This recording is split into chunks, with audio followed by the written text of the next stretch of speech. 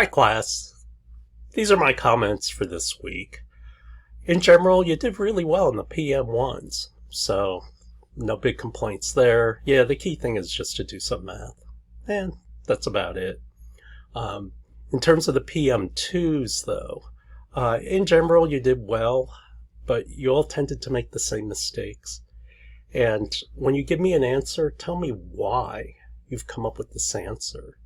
And so in terms of like the systems you picked, all you had to do is write something like, after, a long discussion between the teams, we decided to go with the consensus system. One, because it's the best way to get as many inputs from other people.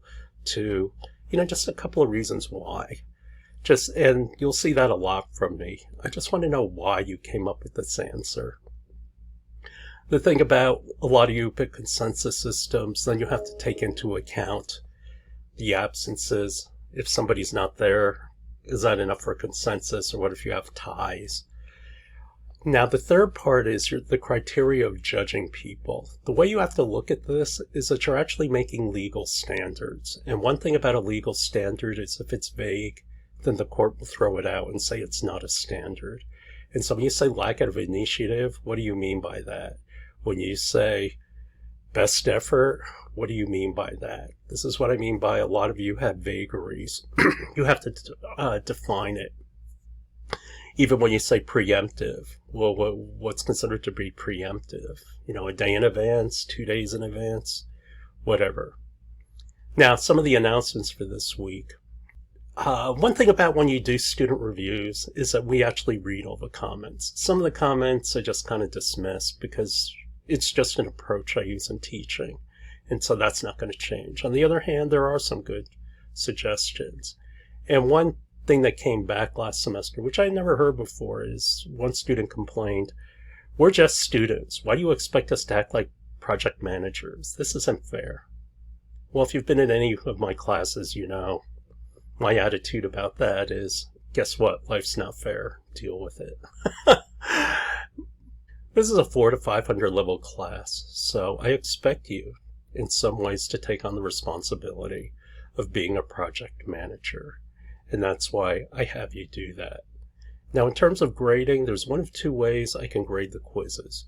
One way is what I have right now, and that's drop the lowest quiz. So if you have a bad day, or if you're absent or something like that, I just drop the quiz altogether. Now, the second approach is to do a curve. And the way a curve works is that I take all your grades and I curve it up to an average of 80. I think B- centering the class is fair. MIT, wow, they used to do C-centered. If you did average, that's a C. They didn't have pluses or minuses either. So there definitely wasn't great inflation there. Anyway, if there's really hard quizzes and all, that's the advantage of curving. Now, if the average is above 80, am I going to lower the average to make it 80? No. That's your benefit. Now, some people have complained to me that some of my quizzes, the class average has been 65. And my opinion of that is I actually like those averages for the simple reason a lot of you are the same. How do we get separation? The thing is, if you give a quiz where class average is 90, think about the people at the bottom of the curve. Think about how easy you have to make that in order for them to get that average up to 90. And I don't like that. I want to find out how much you know, not how you can get a good grade. I'm going to give you a choice. I'm going to see how you feel about it. And so what I've done is I've posted a poll. And so you tell me what system that you would prefer. Yes, we're going to have some democracy here. And the plus to having a curve, though, is if the quizzes turn out to be hard, then basically your grade will get elevated.